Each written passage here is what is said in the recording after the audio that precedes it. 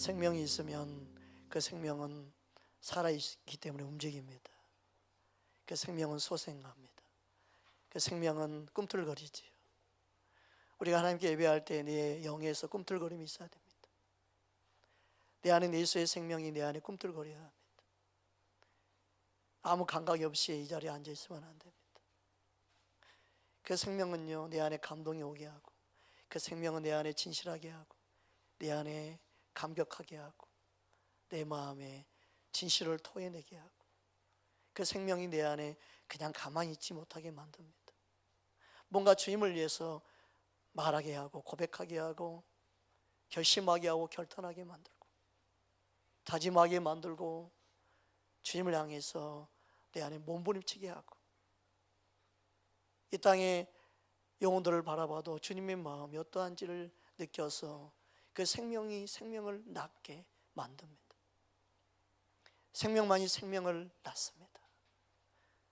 죽은 자가 생명을 낳을 수 없습니다. 죽은 자는 생명을 모릅니다. 생명이 뭔지를 모릅니다. 우리는 예수의 생명으로 영혼들을 살릴 수 있는 그런 간절함이 있기를 주의 이름으로 축복합니다. 생명이 있는 자는 뭔가를 해도 간절함이 있고 진실함이 있습니다. 헌금을 드릴 때도 마음을 썼습니다. 작은 걸 주 앞에 드리지만 애절함이 있습니다. 간절함이 있습니다. 여러분, 헌금을 드릴 때 주님은 분명히 금액을 보지 않습니다. 우리 안에 얼마만큼 간절함으로 진실함으로 주님을 사랑하는 마음으로 드릴 수 있느냐.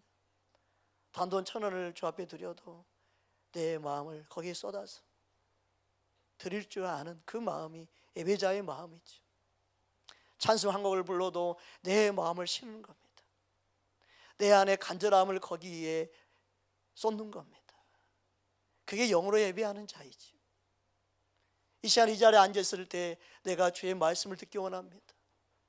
그 사모함이 없으면 말씀이 들리지 않습니다. 여러분, 우리 마음 심령 가운데 주님을 향한 그 간절함이, 애절함이 있기를 주의 이름으로 축복합니다. 그 마음이 주님이 받으시는 예배자의 마음이 아니겠습니까? 건성으로 아무 생각 없이 드리는 그 예배를 어찌 받겠습니까? 오직하면 하나님이 영이시다고 말씀하고, 영이니까 너희 육신으로 앉아있다고 예배가 하는 게 아니다. 하나님은 영이기 때문에 신령과 진정으로 예배할지니라. 오직하면 그렇게 말씀하셨겠습니까? 오늘 많은 사람들은요, 그냥 교회 왔다 가는 걸로 만족하려고 합니다. 출근 도장 찍은 것처럼 도장 찍고 가려고 합니다. 그게 무슨 예배자의 삶입니까? 마음을 주님께 드리지 못하는데, 부부가 한 집에 살면서 마음은 딴 데 가 있으면 되겠습니까? 겉몸만 같이 한 이불에 덮고 한 이불 속에 잔다고 해서 부부입니까? 마음이 딴 데 있으면 무슨 겉몸뚱아리만 갖고 사는 그 부부가 무슨 행복하겠습니까? 그렇게 사는 것을 누가 부부라고 말하겠습니까? 마음도 없는데 자녀 때문에 살고, 그런 가정들 얼마나 많습니까? 여러분, 예배를 그렇게 드리면 안 되지요. 우리는 더 진실하게 내 마음을 쏟는 그런 예배자가 되기를 원합니다. 온수 마귀는요, 자꾸만 예배를 파하고 있습니다. 형신 예배를 보고 우리는 도전받아서 나는 저렇게 예배 드리지 않도록 해야겠다고 마음 먹어야 되는데, 그렇게 예배 드리면 무슨 소용이 있습니까? 그러나 하나님 기뻐하겠습니까? 자꾸 그렇게 이상한 길로 인도합니다. 에덴 동산에 하나님의 예배자로, 하나님과 교제한 자로, 하나님 형상을 따라, 마귀 형상이 아닌 하나님 형상. 사람들은 하나님 형상이 뭘까 궁금해합니다. 반대 생각하면 됩니다. 하나님 형상 반대가 마귀 형상입니다. 짐승의 형상입니다. 하나님은 우리 사람을 하나님 형상으로 창조했습니다. 선함, 성품, 선한 마음, 선한 생각, 선한 것으로, 하나님의 생각으로 하나님을 향해서 기쁨이 되는 마음과 생각을 집어넣으신 거예요. 하나님 형상으로 창조했습니다. 자신의 마음과 자신의 생각을 알 수 있도록 부어주셨어요. 그런데 마귀는 그 하나님과 가장 친밀한 사랑 관계를 무너뜨리기 위해서 찾아옵니다. 그리고 하나님께로 돌아갈 수 없는 영원한 사망에 이르게 만들지요. 그 원수 마귀는 지금도 하나님께 예배하는 걸 원치 않습니다.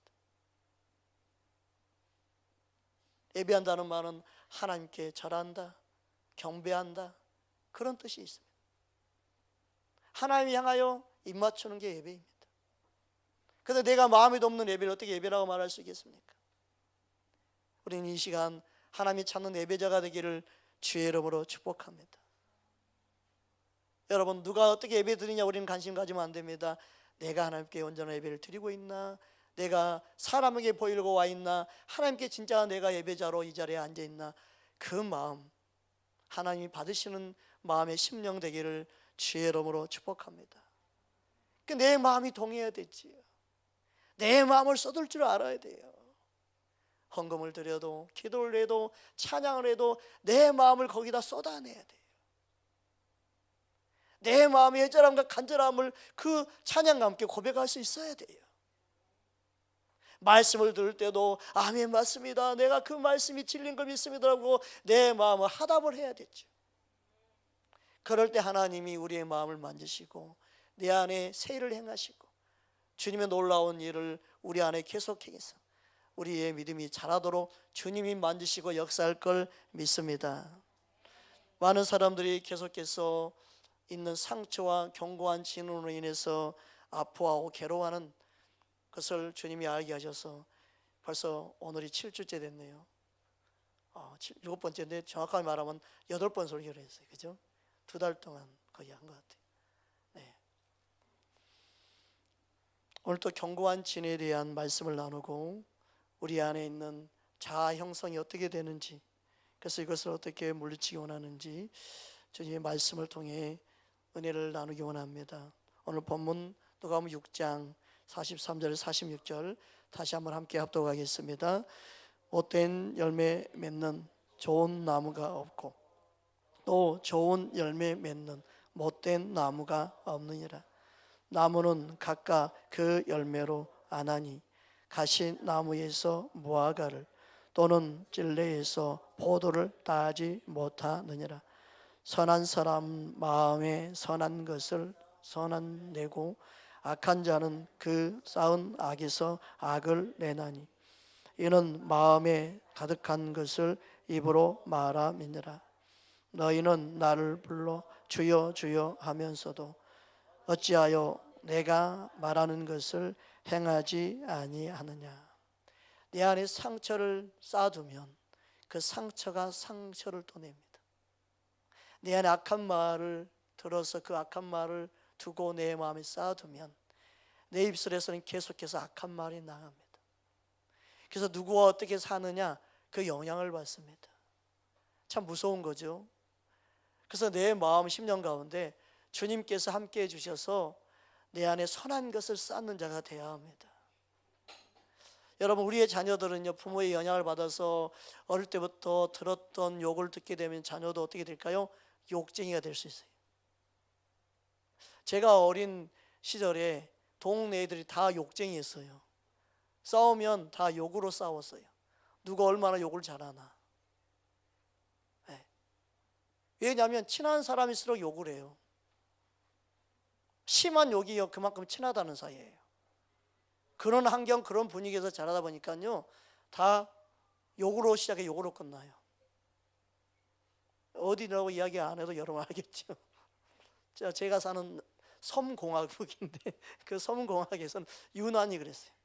그런데 어린 나이에 유초등부, 초등학교 예배를 드리고 오면요 그게 계속 걸리는 거예요. 욕하는 소리가 귀에 거슬리는 거예요. 그래서 어린 나이에 그런 기도를 했어요. 하나님, 여기 떠나고 싶어요. 여기 떠나서 살고 싶어요. 딴 데로 가면 좋겠어요. 그런 말을요 내 입술에서요 그냥 무심코 나왔어요. 욕하는 게 너무너무 듣기 싫어요. 욕 좀 안 들은 데에서 살았으면 좋겠어요. 그렇게 초등학교를 보냈는데 제가 초등학교 졸업하고 나서 중학교 때 엄마가 갑자기 서울로 전학 가자 그러더라고요. 그래서 서울로 그때 유학 갔습니다. 섬공화국에서. 근데 하나님이 참 신기했어요. 그때 당시에 너무 신기했어요. 어린 내 마음에 그것을 주님이 아셨어요.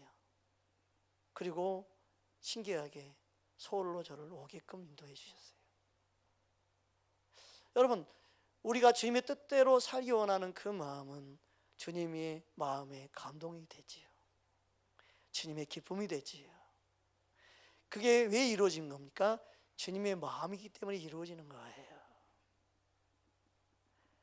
어린아이 기도를 해서 단순히 이루어진 게 아니고, 어떤 사람은 그래, 어린아이 기도는 잘 들어주신대. 천만의 말씀, 아버지 뜻이 이루어지는 거예요. 믿으십니까? 자꾸 말씀이 아닌 걸 갖다가 말하면 안 돼요.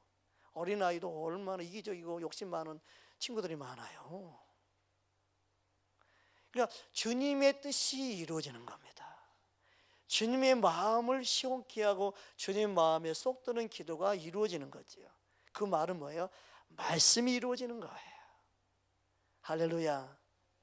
근데 우리 안에 있는 상처를 우리는요, 그것을 붙잡고 그냥 살면 안 되고 이걸 가지고 나가야 되지요. 좋은 나무 되기 원합니다. 좋은 것을 쌓는 자 되기 원합니다. 그래서 내가 보는 것, 듣는 것을 조심하기 원합니다. 내 입술을 잘 먹여 주셔서 선한 말을 낼 수 있도록 내 마음에 쌓은 상처와 아픔들을 다 고쳐주시고 만져주시옵소서. 그것을 내가 덮지 않고 내 있는 모습 이대로를 주 앞에 고백합니다. 내가 이런 사람인 것 주님 아십니다. 내가 자라는 환경이 좋지 못하였고 내가 보고 배운 것이 이런 것이어서 나도 모르게 이런 모습이 나옵니다. 여러분, 살면서 부부간에, 가정 안에 그런 모습이 드러날 때 그것을 인정하고 가야 돼요. 그게 그럴 수밖에 없구나는 것을. 그게 십자가의 사랑을 아는 거예요.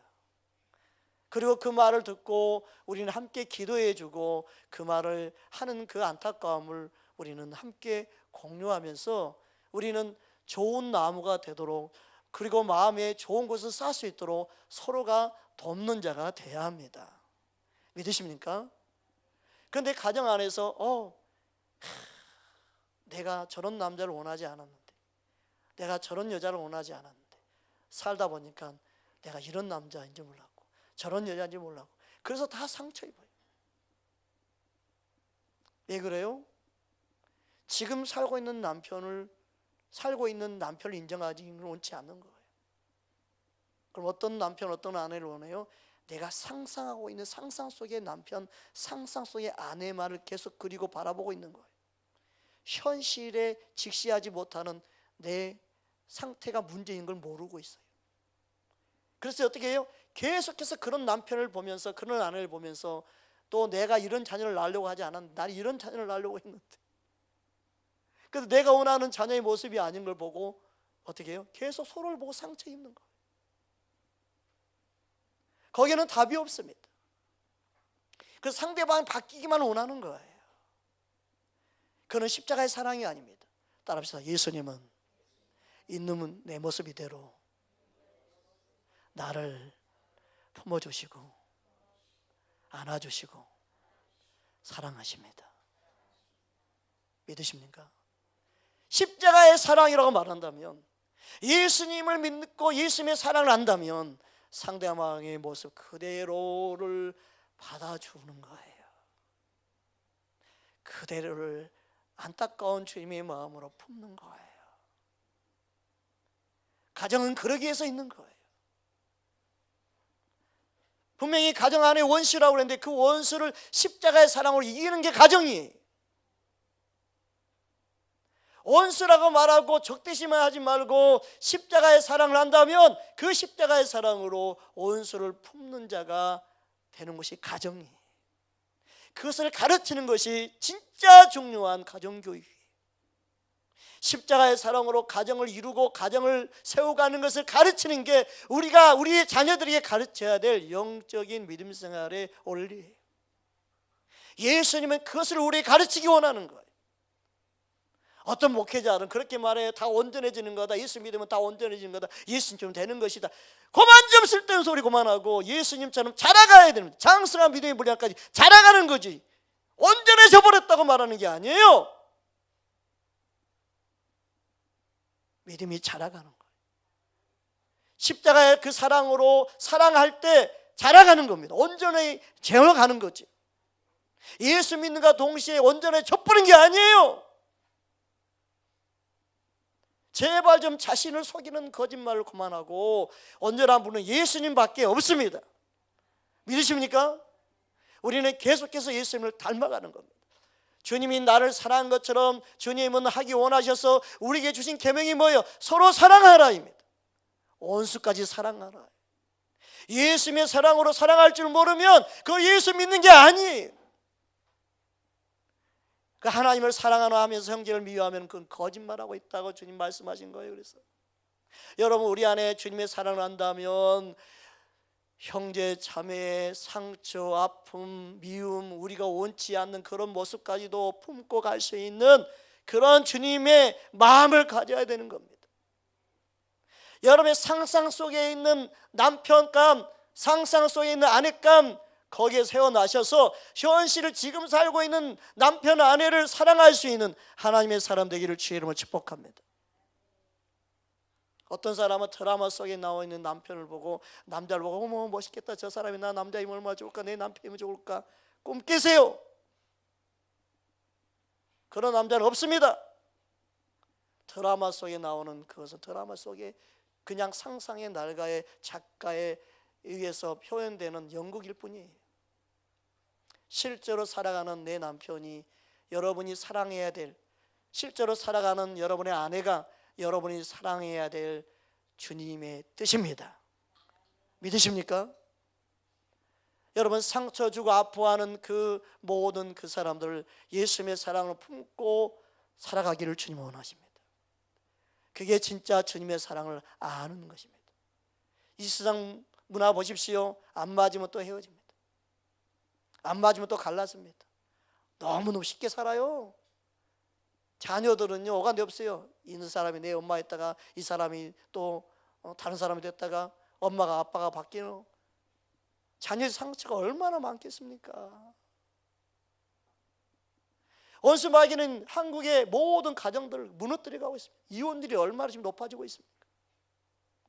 이혼만 하면 다 끝나는 줄 알아요. 안정이 뭐 교회 안에서 그냥 이혼이 자랑처럼 그냥 퍼져 있어요.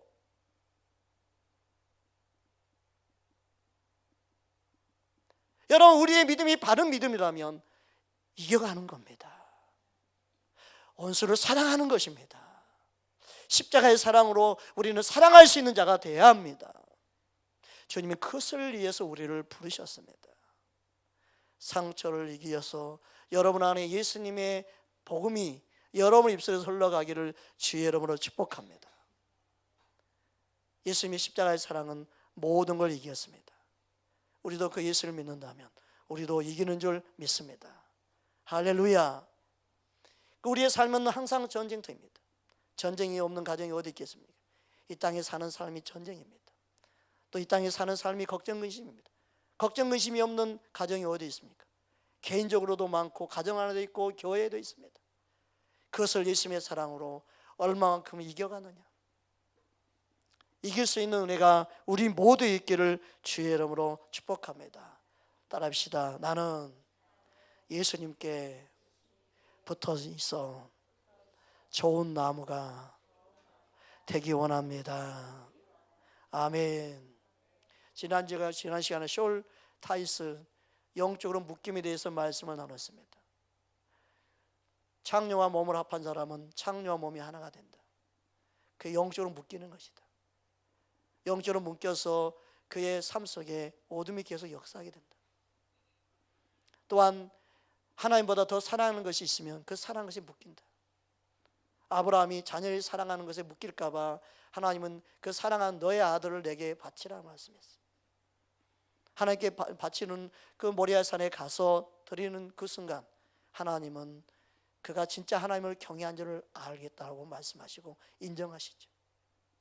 우리 삶에 계속해서 묶입니다. 그 묶임에서 자유케 되는 것을 주님 원하십니다. 예수님은 우리에게 자유케 하러 오셨습니다. 진짜 예수님을 사랑할 때 우리 삶의 모든 묶임에서 자유케 됩니다. 여러분, 이 세상에 묶이는 이유는요, 이 세상에 돈을 사랑하게 되면 묶입니다. 돈을 사랑하면 일만하게 뿌리가 된다고 말씀했죠. 그 돈이 만mon이 내 안에 우상으로 탐심으로 자리 잡게 되죠. 그러면요, 하나님과 묶였던 사람이 그 묶임에서 풀려져서 돈과 묶입니다. 세상과 묶입니다. 탐심과 묶입니다. 그게 소울 타이스입니다. 영적으로 묶여 있는 거예요. 그러려면요, 그 묶임으로부터 자유케 되는 게 어려운 게 뭐예요? 내가 그것을 원하기 때문에 묶여 있는 거예요. 그럼 마귀는 그 묶여 있는 걸 통해서 계속해서 유혹하고 미혹하고, 그래서 사망에 이르게 만들죠. 그래서 우리 안에 무엇가 내가 묶여 있는가?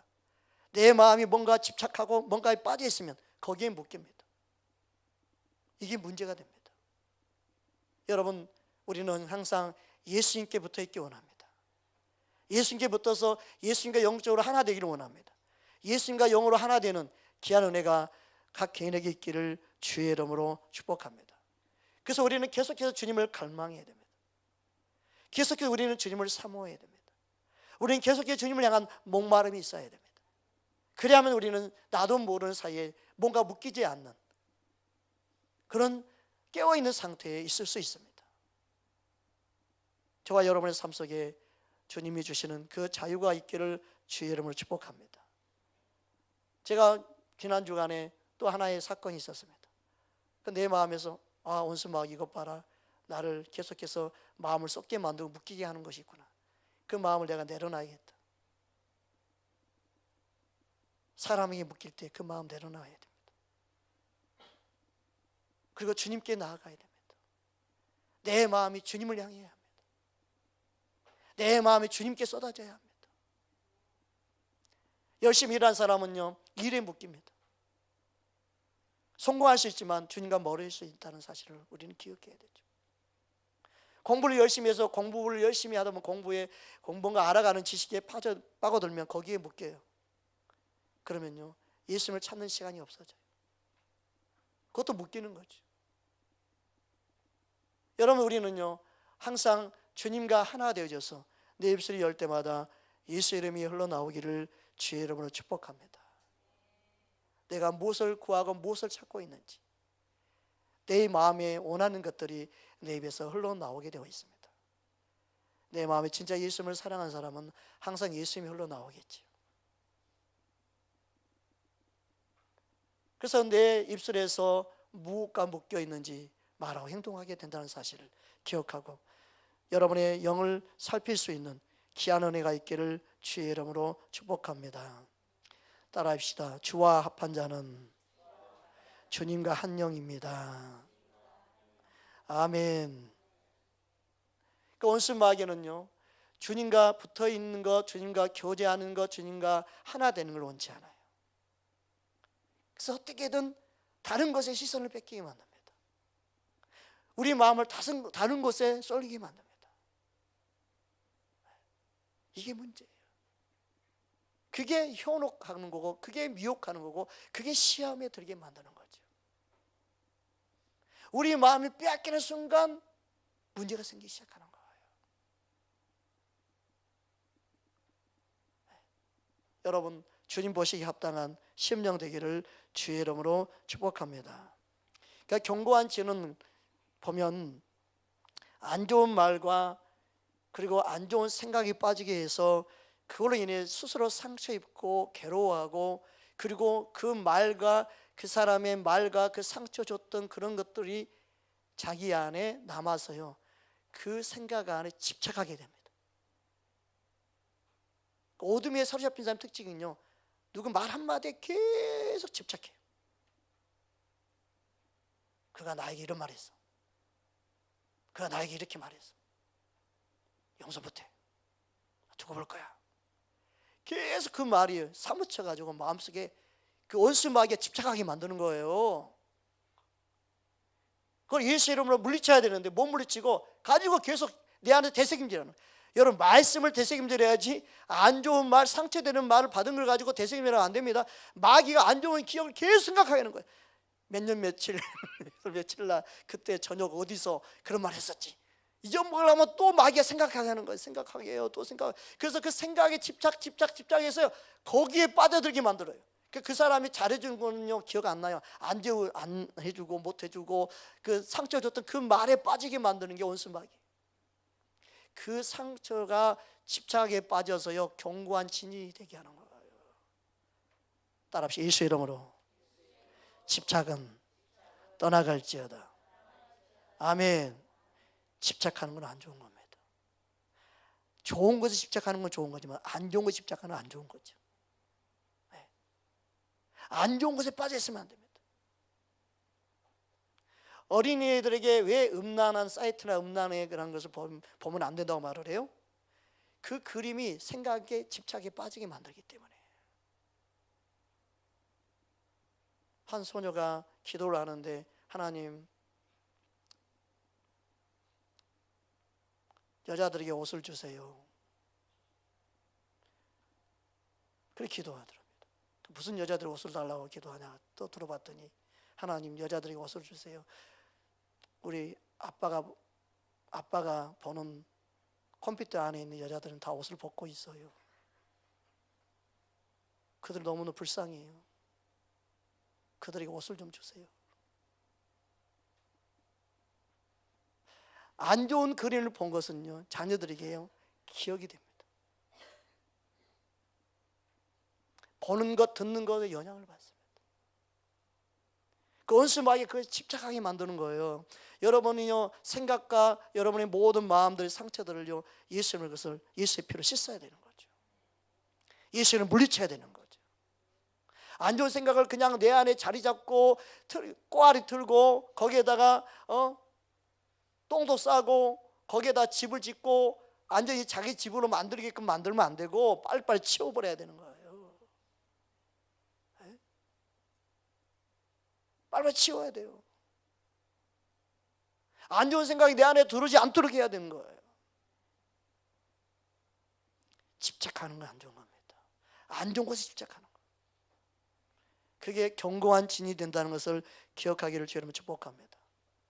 그래서 이 집착이 결국은 어떻게 됩니까? 자기 안에 그 억압되고 다른 사람을 억압하게 만들어요. 집착이요 자기 뜻대로 안 될 때는 이제 억압이 나와요. 사랑도 잘못된 사랑은 억압을 해요. 안 되면 어떤 사람은 자기 아내를 가둬두는 사람이 있어요. 회사 출근해서 돌아올 때까지 꼼짝 마. 밖에 문 잠그고 가요. 나가지 마.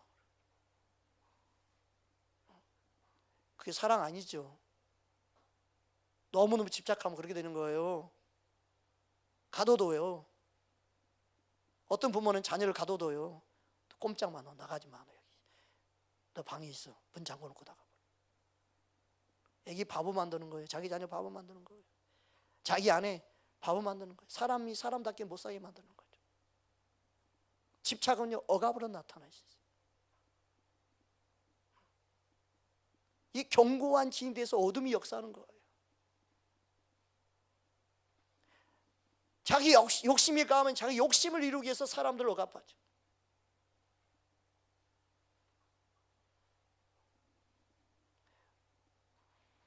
여러분, 예수님은 우리에게 자유를 주러 오셨습니다.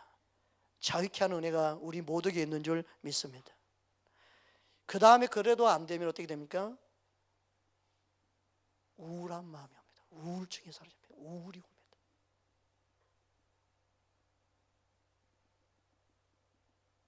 자기가 자기 화를 못 따르고 우울한 마음이 오는 거예요. 자기 성질대로 자기 기분대로 안 되니까 이제는 다 포기하고 우울한 마음이 와요. 자기 생각대로 자기 원하는 대로 안 되는 사람들의 특징이 우울해요. 이 세상이 내 마음대로 안 살게 돼도 우울해져요. 내 계획대로 안 이루어져도 우울해져요. 원수 마귀가 그런 생각에 틈을 타는 거예요. 우울한 마음을 집어넣어서. 그 견고한 진이 됩니다.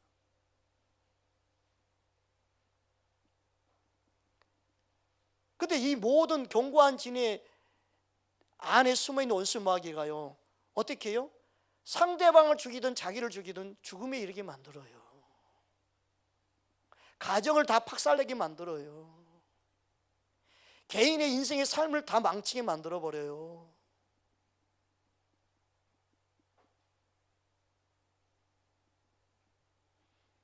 우리는 우리 안에 있는 견고한 진이 그렇게 이루어진다는 걸 알고 우리의 생각과 우리의 마음에 좋은 것을 쌓아두어야 됩니다. 주님의 사랑으로 모든 걸 이길 수 있는 자 되기를 주님으로 축복합니다. 원수 마귀는 우리 안에 계속 속삭이죠. 너 용서하지 마라. 너가 이 용서해야 돼. 너 그렇게 살면 안 되지. 너 바보냐? 너가 계속 용서해야 되냐? 너 용서하지 마. 용서하지 마. 이번에 용서하지 마라. 한 번만 용서하지 말아봐. 그런 게 견고한 진이 이제 시작되는 거예요.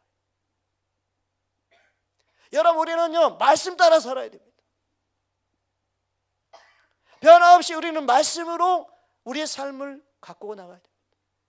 여러분의 삶에 말씀이 아닌 것은 귀를 기울이지 마십시오. 원수 마귀 속삭임에 귀를 기울이지 마십시오.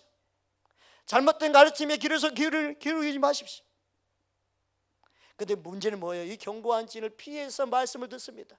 그래서 오늘날 성도들은 어떤 말씀을 듣냐? 자기가 듣기 원하는 메시지만 듣습니다. 자기 원하는 설교 안 하면 다음 주는 옮겨버려요. 교회에 한 달에 몇 번씩 옮겨 다니는 성도도 많아요. 요즘에는. 지난주까지 설교 좋았는데 이번 주에 갑자기 목사님 잘못 먹었나, 갑자기 내 마음에 안 드는 설교를 안 해. 다음 주에 안 가. 그리고 바로 옮겨요. 또 전에 우리 교회 왔던 한 분이 있는데, 성도님 계시는데, 그분은 이 주변에 교회 다 다니고 우리 교회 왔더라고. 얼마씩 다니냐고 했더니 한 달 못 견디고 다 조금씩.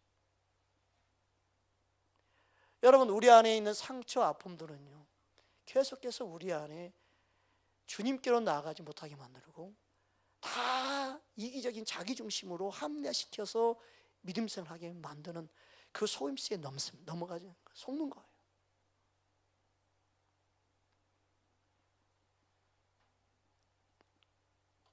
우리 안에 주님의 사랑으로 다른 영혼들을 살리는 생명에 이르는 예수님으로 충만하기를 주로 축복합니다. 그 마귀는 어떤 역할을 합니까? 우리가 잘 알고 있죠. 요한복음 10장 10절 우리 함께 합독하겠습니다. 도둑이 오는 것은 도둑질하고 죽이고 멸망시키는 것뿐이요, 내가 온 것은 양으로 생명을 얻게 하고 더 풍성히 얻게 하려는 것이라. 아멘. 여러분 안에 주의 생명으로 충만하기 원합니다. 예수님은 나는 길이요 진리요 생명이니, 나로 말미암지 않고는 아버지께 올 자가 없다. 예수님은 생명입니다. 예수님이 우리에게 생명을 주러 오셨습니다. 예수를 믿는 자는 그 생명을 얻습니다. 그 생명은 살리는 거죠. 근데 원수 마귀는 생명을 빼앗으러 왔습니다. 죽은 자를 죽일 필요 없죠. 근데 생명을 죽이려고 그러는 거예요, 마귀예요. 그래서 참 마귀는요 생명 있는 자를 접근을 해요. 생명 있는 자에 접근해서 생명 있는 자를 미혹하려고 그래요. 죽은 자를 뭐하러 죽이려고 그러겠어요? 그 생명 있는 자가 항상 공격 대상이 됩니다. 마귀의 공격 대상은 생명이 있는 자예요. 여러분이 많은 공격을 받고 있습니까? 그러면 여러분이 생명이 있다는 증거예요.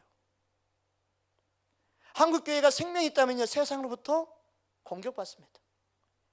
생명이 없으니까 공격 못 받는 거예요. 슬픈 거예요. 어떻게 보면 쌤쌤이 된 거예요. 쌤쌤이.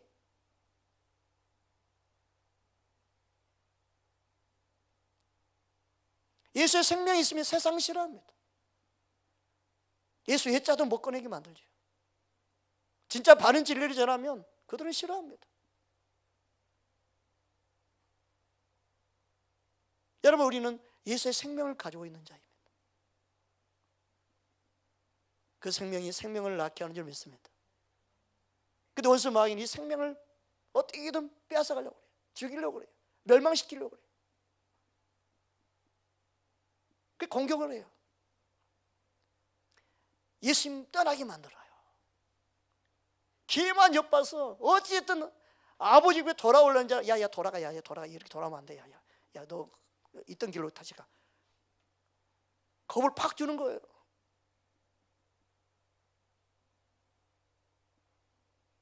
벌써 뭐 나라 법으로 뭐 어쩌니 그게 무슨 나라 법이 어쩌더라도 예수 믿는 걸 우리는 하나님 최고의 법, 이 말씀 붙잡고 있는데, 우리 이 말씀 붙잡고 살고 이 세상에 있지만 우리는 하늘에 속한 자로서 이 말씀의 법을 따라 사는 자인데, 할렐루야. 세상 법이 이러니 무슨 관심이 있어요? 우리는 죽으면 천국으로 오는데, 생명을 소유한 자, 영원한 생명을 소유한 자인데, 우리는 세상이 감당치 못할 믿음의 사람인 줄 믿습니다. 할렐루야. 예수의 생명으로 우리는 충만합니다. 그런데 마귀는 그 생명을 빼앗아 가려고 합니다. 죽여 멸망시키는 게 마귀의 계략이요, 그들의 목적입니다. 근데 그 처음부터 죽이려고 하는 게 아니라 비진리 안 좋은 생각을 우리 안에 집어넣어요. 나쁜 생각을 집어넣어요. 근데 사람들은요, 그것도 하나님의 뜻이니까 그러겠지 뭐, 막연히 그냥 믿음이 있다 하면서 싸울 생각을 하지 않고 뭐 그러느니 하긴, 무식이 용감한 거예요. 그게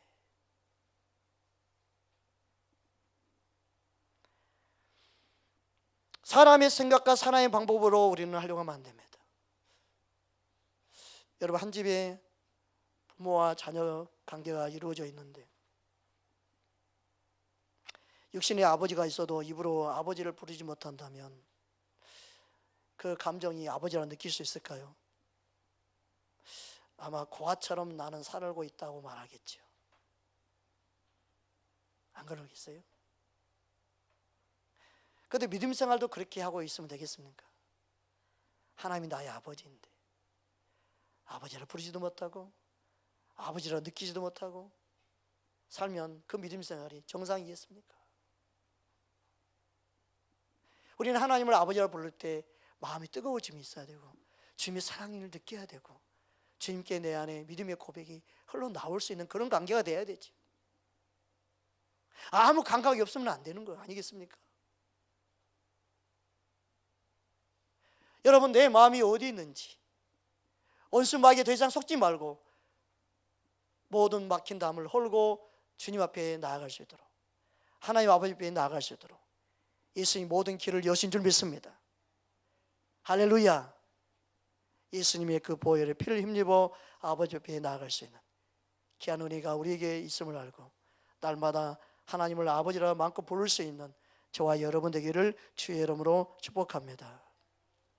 또 견고한 지는요, 하나님을 아버지라 부르면서 자기 힘과 자기 능력을 의지할 때 견고한 진이 돼서 사단이 역사하게 됩니다. 다윗의 경우를 보면 다윗이 왕이 됐을 때 하나님의 능력으로 그가 전쟁에서 이기고 했지만 그가 어느 순간 사단의 충동질에 의해서 인구 조사를 하게 됩니다. 역대상 21장 1절입니다. 함께 합독하겠습니다. 사탄이 일어나 이스라엘을 대적하고 다윗을 충동하여 이스라엘을 계수하게 하느라. 우리가 싸울 힘이 얼마나 되냐 한번 보자 이거예요. 야, 적을 이길 수 있는 우리가 그만한 힘이 되나? 이 인구를 한번 계수해보자. 숫자 싸움인데 우리가 수가 많아야지. 여러분, 교회에서 숫자 싸움이 아닙니다. 영적인 싸움은 숫자 싸움이 아닙니다. 믿음의 싸움입니다. 믿으십니까? 뭐 예수 믿는 사람이 몇 프로다 아니다 이거 물어보지 말고 신실하게 믿는 사람이 얼마나 몇 프로인가, 그게 중요한 거죠. 안 그렇습니까?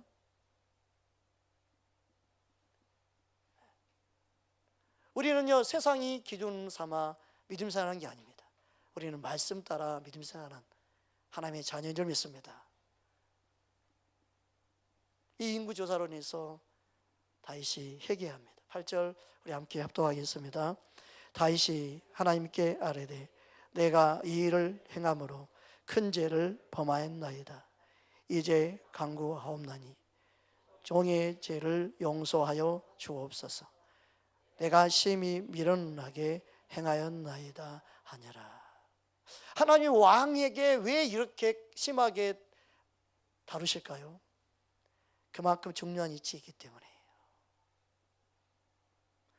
나의 잘못된 선택이 많은 영혼을 죽일 수 있음을 알려주십니다. 결국 전염병으로 몇 명이 죽습니까? 7,000명도 아닌 7만 명이 죽습니다. 7만 명. 한 번 잘못된 사람의 생각으로 사람의 방법으로 가면 영혼이 패망할 수 있기 때문에 하나님은 그나마 은혜를 베푸셔서 사는 길을 가르쳐주기 원해서 가르쳐준 거예요. 그 다음에 구절 보면 어떤 내용이 나온지 알아요? 하나님이 천사를 보내서 예루살렘을 패망하게 하려고 하는데 하나님 그것을 거두라 그럽니다. 이제 됐다. 전염병으로 그냥 끝내는 거예요.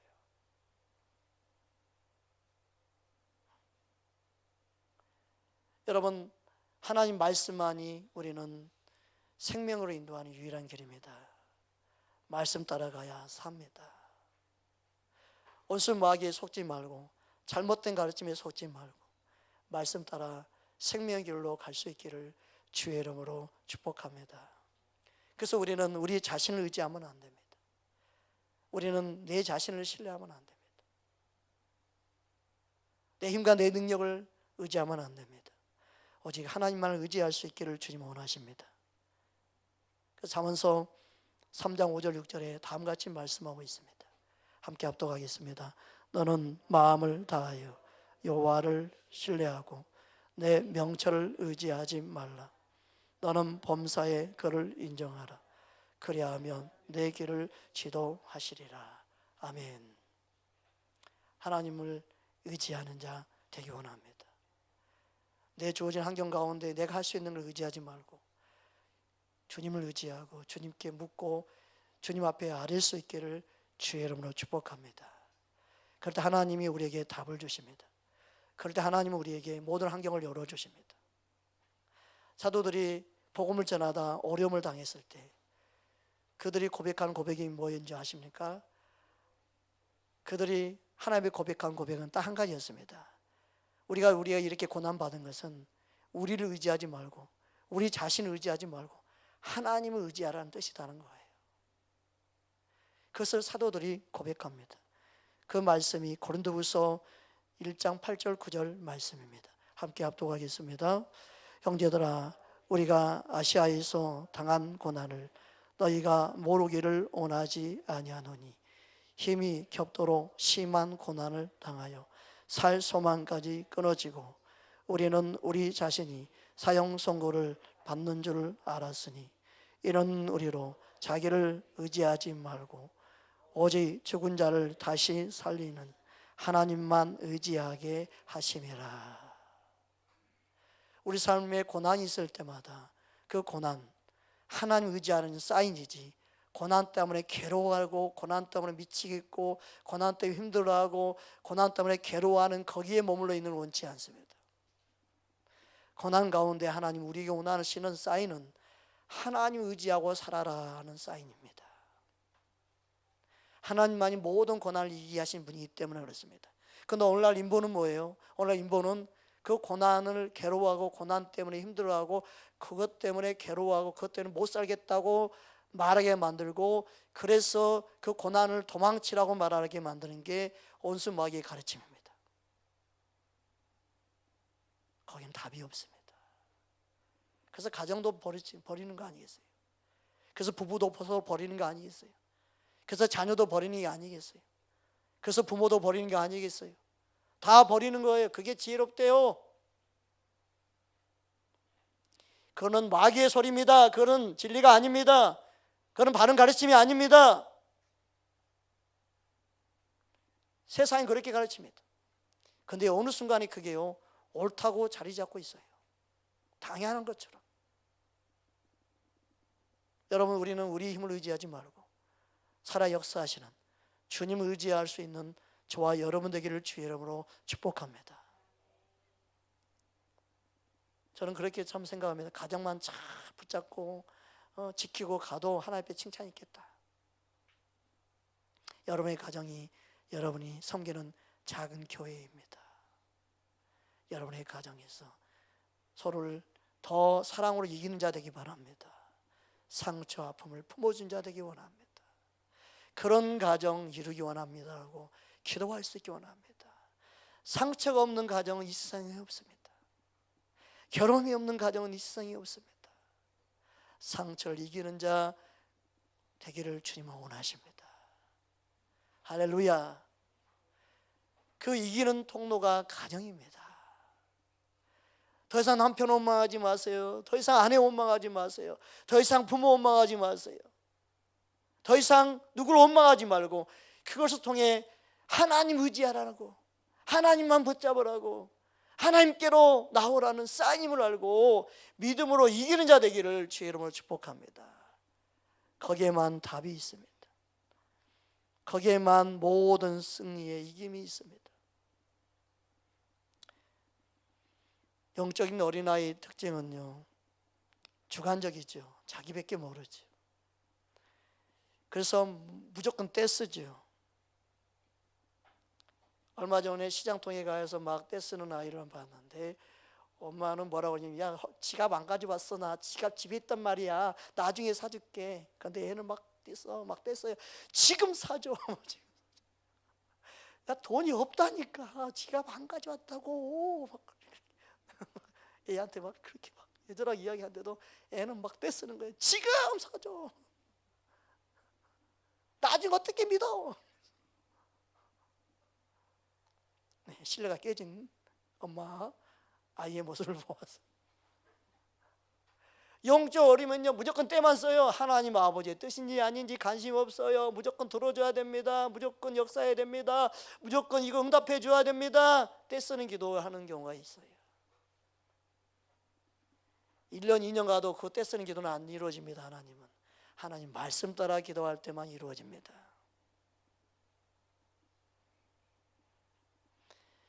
그래서 영적으로 어릴 때는요, 어린아이처럼 엄마 입장을 생각 못하는 어린아이처럼 때만 쓰고 있어요.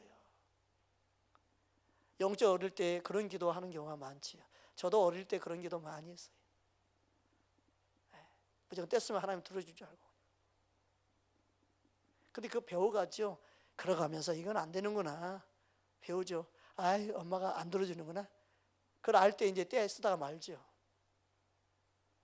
그처럼 우리의 믿음 생활도요, 하나님 앞에 때 쓸 때가 있어요. 자라가는 과정이 있지요. 그러다 보면 하나님 뜻을 알게 되지요. 하나님이 선하시고 좋으신 분이어서 아름답게 인도하시는 분인 줄 믿습니다. 우리는요, 마냥 때 쓰지 말고 하나님의 뜻이 무엇인지, 하나님의 계획이 무엇인지 주의 말씀을 붙잡아야 될 줄 믿습니다. 또 영적인 어린아이의 특징이 뭡니까? 분별 없이 행동합니다. 내 것인지 남의 것인지 모릅니다. 무조건 자기 것인 줄 알고 사용합니다. 하나님의 것인지 내 것인지를 모릅니다. 내 삶인지 주님의 삶인지를 모릅니다. 영적인 분별이 안 돼요. 누굴 위해서 사용하는지를 모르지요. 누구 것인지를 모르고 사용하지요. 여러분 몸이 여러분 것을 생각하면 아직도 영적인 어린아이로 있는 거예요. 여러분의 삶, 여러분의 인생이 여러분 것이라고 생각하면 아직도 어린아이로 있는 거예요. 여러분은 다 주님의 것입니다. 따라합시다. 나는 주님의 것입니다. 그렇게 고백할 수 있는 저와 여러분 되기 원합니다. 영적인 어린아이는 단단한 음식을 먹지 못한다고 성경이 말하고 있지요. 말씀을 못 먹어요. 말씀을 듣는 걸 원치 않아요. 말씀에 관심이 없어요. 우리 삶 속에 주님이 무엇을 원하는지 깨닫는 저와 여러분 되기 원합니다. 히브리서 5장 12절 13절 함께 합독하겠습니다. 때가 오래되었으므로 너희가 마땅히 선생이 되었을 터인데 너희가 다시 하나님의 말씀에 초보에 대하여 누구에게서 가르침을 받아야 할 처지이니 단단한 음식은 못 먹고 젖이나 먹어야 할 자가 되었도다. 이런 젖을 먹는 자마다 어린아이니 의의 말씀을 경험하지 못한 자요. 말씀이 안 들리는 건 아직 어린아이기 때문에 그렇습니다. 말씀이 사모함이 없는 것도 어린아이기 때문에 그렇습니다. 우리는 의의 말씀을 경험해야 됩니다. 말씀이 꿀성에 단 것을 경험해야 됩니다. 말씀을 먹을 때마다 그 말씀의 목마름이 우리 안에 생기고 또 말씀을 먹음으로 내 영이 채워짐을 경험해 가야 합니다. 주님이 그것을 우리에게 원하십니다.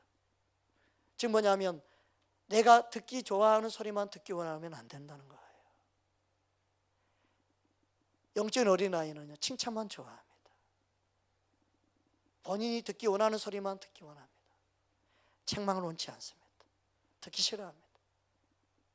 그래서 영적인 어린아이가 누구든 쫓아가죠. 엄마 아빠 관심 없어요. 나한테 잘해주면 돼. 나한테 잘해주면 돼. 그러니까 영적인 어린아이들이 이단을 쫓아가는 거예요. 이단 쫓겨가는 거예요. 이단 따라가는 거예요. 잘해주면 그냥 엄마 아빠 없어. 나 삼촌하고 살래, 이모하고 살래. 그냥 맛있는 거 해주고 너무너무 좋아. 엄마는 안 살래. 엄마는 나한테 잔소리 하잖아.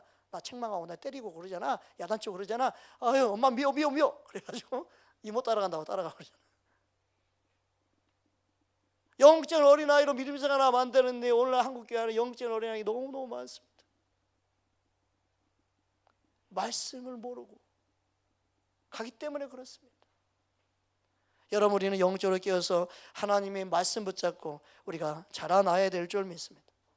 그럴 때 하나님은 우리의 삶 속에 주의 놀라운 은혜로 우리 안에 견고한 진을 하나하나 무너뜨리기 시작합니다. 우리의 감정을 다스리기 시작합니다. 주의 말씀이 우리 안에 뿌리 내릴 때 우리 안에 모든 어둠이 파쇄될 줄 믿습니다. 할렐루야. 주님의 나라가 임하는 그 은혜를 경험하게 될 줄 믿습니다. 또한 견고한 진을 무너뜨리기 원할 때 우리는 십자가에 이기신 주님을 붙잡아야 됩니다. 골로새서 2장 15절 우리 함께 합독하겠습니다. 통치자들과 권세들을 무력화하여 드러내어 구경거리를 삼으시고 십자가로 그들을 이기셨느니라. 아멘. 십자가로 이겼는데 왜 나는 못 이깁니까? 이렇게 말하는 사람이 있어요. 십자가로 주님이 이겼다고 그러는데 내 삶은 왜 이 모양 이 꼴입니까? 그렇게 말하는 사람이 있어요. 그 뭐예요? 그 이김을 내가 믿고 내 삶에 적용하지 못하고 살기 때문에 못 이기는 거예요. 십자가의 주님이 이긴 거예요. 근데 이기신 주님을 내가 의지하고 붙잡고 삶 속에 믿음으로 사는 삶이 없으면 못 이기죠, 당연히. 그 잘못된 가르침은 십자가 이겼습니다. 이겼으니까 여러분 그거 믿으세요. 그리고 자신이 해야 할 일을 못 가르쳐주고 안 가르쳐주면 이기지 못해요. 즉 말씀으로 싸워 이기는 법을 가르쳐줘야 이기는 거죠. 그게 믿습니다 하면 이기는 게 아니단 말이에요. 그래서 성령의 검 뭘 가져라? 하나님 말씀을 가져라. 말씀 있을 때 성령이 검이 돼요. 성령님이 말씀을 그때그때마다 내 안에서 올라오기 위해서 말씀으로 싸워 이기게 만든단 말이에요. 그래서 예수님이 이겼는데 오늘날 성도들이 못 이겨요. 말씀이 삶이 되지 못하기 때문에 못 이기는 겁니다. 말씀이 실제로 믿는 삶으로 내 삶에 나타나도록 저와 여러분이 말씀을 붙잡기를 주의 이름으로 축복합니다. 할렐루야. 주님은 그것을 원합니다. 주님은 제 성령을 우리에게 부으셔서 복음을 전하게 하셨고 그 복음을 힘입어서 포로된 자 자유케 하셨습니다. 눈먼 자의 자유케 하셨습니다. 그들을 이기게 하셨습니다. 이 복음의 능력이 우리 안에 임하기 위해서는 반드시 우리는 말씀의 검을 붙잡아야 합니다. 말씀으로 싸우는 법을 배워야 합니다. 여러분 말씀을 선포하십시오. 말씀을 입으로 시인하십시오. 나 이 말씀도 되는 것을 나는 믿는다라고 말하십시오. 그 말씀 붙잡고 기도하십시오. 반드시 이기는 삶으로 역사할 줄 믿습니다. 요한계시록 12장 11절 우리 함께 합독하겠습니다. 또 여러 형제가 어린 양의 피와 자기를 증거하는 말을 인하여 이로써 그걸 이겼으니 그들은 죽기까지 자기의 생명을 아끼지 아니하였도다. 여러분 예수님의 어린 양인 그 피가 이기게 합니다. 그 피가 십자가 이기게 하셨기 때문에 우리도 이기게 합니다. 그 증거하는 진리의 말씀이 이기게 합니다. 할렐루야. 여러분 말씀 붙잡으십시오. 그래서 이기는 자 되기를 주의 이름으로 축복합니다. 그래서 이길 수 있기 때문에 주님은 우리에게 뭐라고 말씀합니까? 대적하라 말씀하는 거예요. 베드로전서 5장 8절 9절 함께 합독하겠습니다. 근신하라 깨어라 너희 대적 마귀가 우는 사자같이 두루다니며 삼킬 자를 찾나니 너희는 믿음을 굳건하게 하여 그를 대적하라. 이는 세상에 있는 너희 형제들도 동일한 고난을 당하는 줄 알미라. 고난 당하는데 고난 당하고 있지 말고 대적하라. 대적하라 그랬습니다. 그런데 누가 대적할 수 있어요? 말씀 잘 보십시오. 믿음을 굳게 한 자가 대적할 수 있습니다. 대적이 왜 안 되느냐? 말씀에 서 있지 않으면 대적이 할 수가 없습니다. 말씀이 없으면서 무조건 대적만 해라, 맨날 집니다. 이길 수 없는 거예요. 그 말씀 위에, 믿음 위에 선다는 건 뭐예요? 예수님 붙잡으라는 거죠. 십자가 이기신 예수님 붙잡고 대적하는 게 이기는 방법이에요. 할렐루야.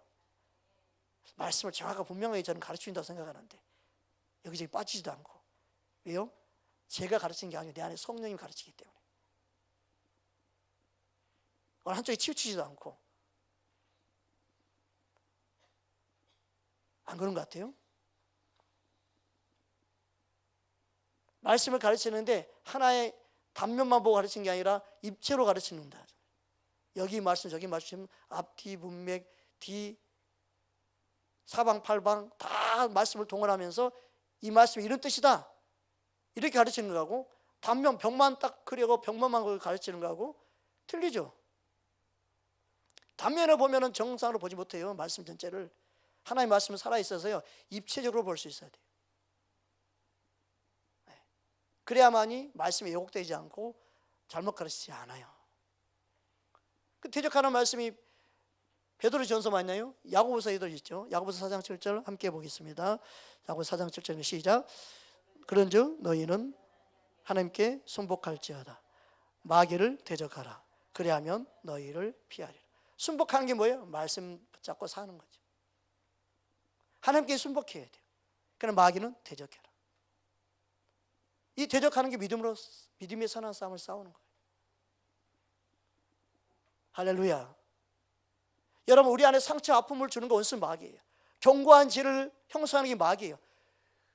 그냥 그걸 붙잡고 있으면 안 돼. 그걸 싸워야 되는 거예요. 그거는 어두운 생각들이 들어오면 물리쳐야 돼. 예수 이름 물리쳐야 돼요. 그런데 믿음 사람한테 그걸 물리치지 몰라. 하나님 빨리 이거 빼주세요. 하나님 도와주세요. 이러고만 있어요. 아니, 그건 내가 싸워야 될 거라니까요. 내가 대적해야 돼요. 내 안에 있는 이 원수 마귀 떠나갈지어다. 예수님이 원치 않는 게 내 안에 들어왔네. 빨리 버려야지. 내가 버려야 되는 거예요. 내가 좋아서 내가 집어넣었어요. 나도 모르게. 내가 몰라가지고 돈을 사랑하다 보니까 돈과 함께 마귀도 이렇게 뭔가 집어넣네. 어머, 나 죽게 생겼구나. 빨리 버려야지. 말씀으로 내 자신의 생각과 마음을 그래서 관리해야 되죠. 주님의 거룩한 전으로, 성령의 전으로. 그게 믿음의 싸움을 싸우는 건데, 하나님이 다 알아서 할 것이다 막연하게 또 그렇게 말하는 사람은 진짜 말씀을 모르는 사람이 그렇게 말하는 거예요. 그죠? 믿습니다만 하면 다 된다고 생각하는 거예요. 아니, 말씀 구체적으로 적용해서 어느 말씀을 믿어야 되고 어느 말씀을 내가 해야 될 거고 하나님이 하실 것과 내가 할 것과 이걸 구체적으로 가르쳐줘야지요. 두루둥실 넘어가면 안 돼요. 믿음생활, 그렇게 믿음생활 했기 때문에 믿음생활이 삶의 변화가 안 일어나는 거예요.